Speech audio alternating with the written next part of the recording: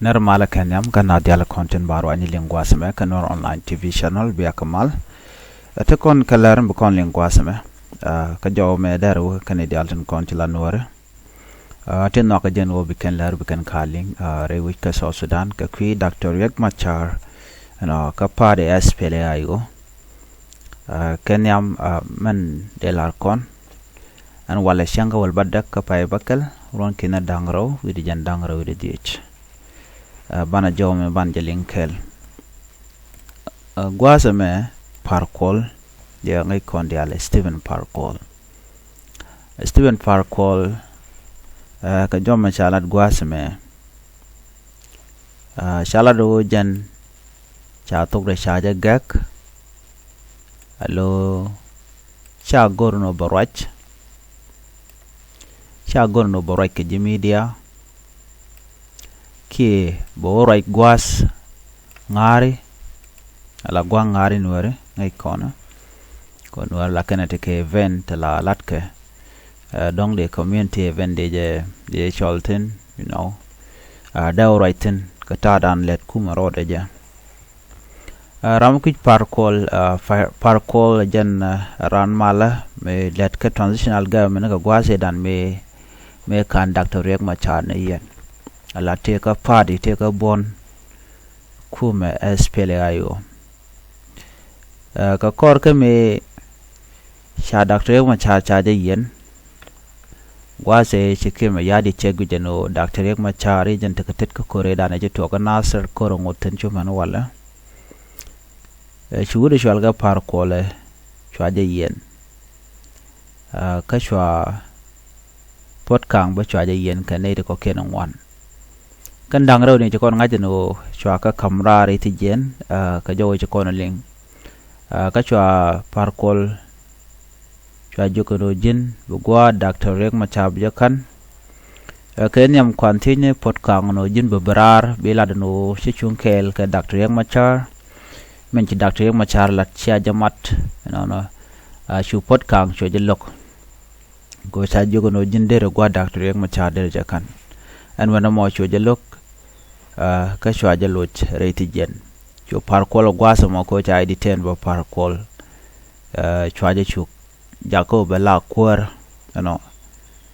jene kulete ko chu ko jen chu ko dol ko hotel ka roy mi cha gor no te dialet kon ga tilet kon ga kwi Dr. Riek Machar choro chu jaka kwainka ne diale kon de cholt da SPLA ayo ke influence maybe ka kirma yadit kwar South Sudan ka kwar SPLA haji an gwasamo chu parkol chu chwa jago baya kwan ala interim chairman ala o milim ne jan ka position ka gwa Dr. Riek Machar chikonde diale konte shalat jan chikono yunen me cha jangat ji SPLA yo tiko kena ngoda kana dol mo kan yen chol gwa kwailo kwenten jen cha would before kana kwanya la kwar an parkol me shude shal ka Nathaniel yet Ramadan la deputy chairman ka SPLA yo ko o yet Ramadan la ngade akwara rawda gurun Dr. Riek Machar me che warga gor shwe nete ko ne do juba kume kap kana ci Nathaniel yet ro da bar kan ne ko ken shanen bu choro den bar man general le kuma SPLA yo ko lokano ba ka yen ko me dan e tactic mu yot kan je kirma yadit ko dere kuma SPLA yo keliu daje chu rot pin da chu tera morach a changan jawden chaja de ling shu point en Nathaniel yet cho warga gor che parkol jogo no telemu go dol amenemi cha Dr. Riek Machar cha ja konlo mishi parkol che ling me shala de Nathaniel yet antama Dr. Riek Machar cha de generate gen che cha ja loin ko mende lat ji SPLA ayo de kan lanu kwara loin ka ko Nathaniel yet cha dwal ko dwal jen re wi ko dong ba je yen of course there under dwal ko di mi cha ji yen cha jow dun cha jabling cho kule jen so warga idane shogor she wuri shal kame parkol che jogo no chwa dol ci parkol cha kan eling. And before that, Chuaje Chu Kapinya Kana Dolkan and Dolon Poinde and Parkol. Junathanelo yet chu announcement Julat media, Jalarno Parkol, Ken and 8 corner and Tekel Gaja, a togan wale. Chakap Chongo Kume Espelayo, Ke Power Mishakama, Dr. Ringmachar, Ko Dr. Ringmachar Ramdan la first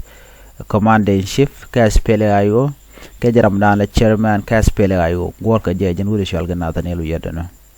In a state parkol jongna jango jin jiram dana chetia ka kuma spelayo hangum jen jire which jitere which jane real spelayo kan connect do rejan chwa parkol ba chwa yu ko derbo ne tin wanano me jirana spelayo ngu kana yeno ngu mi lar jeno bijine intem chairman ka gwa doctor ek machar ka cheche lok dere bet di lar jeno rek machara loinka de goro jeno jende terete jen da terete jen bukula bujin kule la kwar in a state you para ko cho goro bon jen bala kwar ka gwa dak rek machar me che nuar jelinga na mo so changa ne event ko la within cho yo ngok ko me che okay event kel cha je kutin ka cha je ku duer ngwana long cha jo no men chila da mije jen budot ko ro tin na mo ci kon dial te ci tuwa ci kon kenen anyok ka kor gwa de dan me ci rodo gorno da kwa ramme de ngada long ci connection wan ci ko gor no that time roje more lo ko ta baje kule bano ke baje wi ko dara roch cha lok fanyan war no da roch ko me ci lat ci mo gwa ne dial kana lok so ne te no ko wada kane de konte la spele aji ko jen te kel ke kuma kirma yadit che ngade shiram kel ka spele ayo ko chaja woch atela rega dial yarna kuma spele ayo o be spele ayo be jega jena sha kon la wal gwade da ne cha dakre mo char chaja jo chwa taban ne ga chwa jago be la by president ko gwa dakre mo char so troga dial ke takting ne kirma yadit ko be kuma spele ayo be yar ka chaja tok beno be yar baranta mo ngore kuma ngore ten mu ko la raje ko cha wude me cha janok par ko la nuare kaman chalat ci joyo ben gwad me ka wude chala me bol mele no ci par ko ci boka e vene te la nyang nuare ke nyang so Sudan a chang cha ya cholbo ci boten no ke mi ci jan ba warga kon gar bol mel kon wa approve en gwasamo ba yakolo moy ka position ba yakolo law no jin wor lehne wor right ne no kon tam am parkol chelle te ka power mi dida lon ka kuma spelayo che tel influence so che power chales ka kujamo ko power chales no charge la gor ke charge la gor bele let ram gor kim ya dida ram te ka power no sharing me shanga me chala dan kuma kuma chala me kim ya did kane yala content ko de fa ke ti it we ka kuma den kira shanga ni wuri chala me lol gad ko taban de ne dialati tele michelel ka tele kana kalat ka ngade ka pade de ko me shani konen shaga jogono yen kan yen lat chingdun kan yen lat kan yen ne kun kan yen ganak muran we ne ga nakka be wuj ba jakap so baji moy ka position ka kuma SPL party mala dun kir mi yadit but ko tele michelat no cha bu moy ka komne so menen yen men tamla ma jen ba doren ba jo dakko ba ko moy ka kom ko mi akir mi yadit shanen ka Nasser shanen ka Wulang right now to ko lungu shuk ko gurga jeno ba jadak nden ba gad ba ko moch ka position te dit so di ali lat ke kir mi yadi de wo ben wer ba ka dakan dial jenu yen na tama cha par ko cha pano betede be raj jen ngai kon mon to ka fan ga kor ne tinishang naga ga de tiene and yet ne kon te juba let shi te kan wi mondo dien ci kan dier ten kon lat ko dien so vol mel mekan par ko kon garor gan go bo raj ka media ke bo raj gwadantin content ten waratin chaba me raj cha to re cha ja ga tam rai kon another thing par ko telem darlat he has no choice ko cha de no go raj en wara metem la dong de ranyen ke media na kon la media na jana cause thing chi go di ari de long medan ji konen ka she Dr. Machar Angelina ten Minister of Interior Jala do ne na parkol jina dismiss ka kuma SPLAyo dio je shianen kan dial chi go bernial ci parkol ci la rami mo jelle karwa da entama but ci jelle karwa da pan ko bata ka kuma nga bata kuma SPLA ji no position je position bijek but mute tenata yes state line interim chairman ngoda ko Dr. Machar jare te jen ka tel ramurai ke ka kwide no ko en parkol ci George no go no der gwa Dr. Machar der kan mite mi to ga Dr. Machar ko jen system na ngorka but cha backfire ka parkol mi shirkana mo so jo me jen na go de nywa ya kele no chala do parkol jen ci break ke media ka jen che vene ki ngaran la lat ke community ni shaga ba 10 an mi ci bol mail ci de kon lar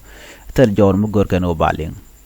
so gam kan je ko ci kume kir ma yadit ci be fel kan wari ko baje lo la jor ano cha widu cha je yar kir ma yadit me nagat no ngai kono men point par ko ngum mi malat ko na kana ta me tel dor mi chalar you never condemn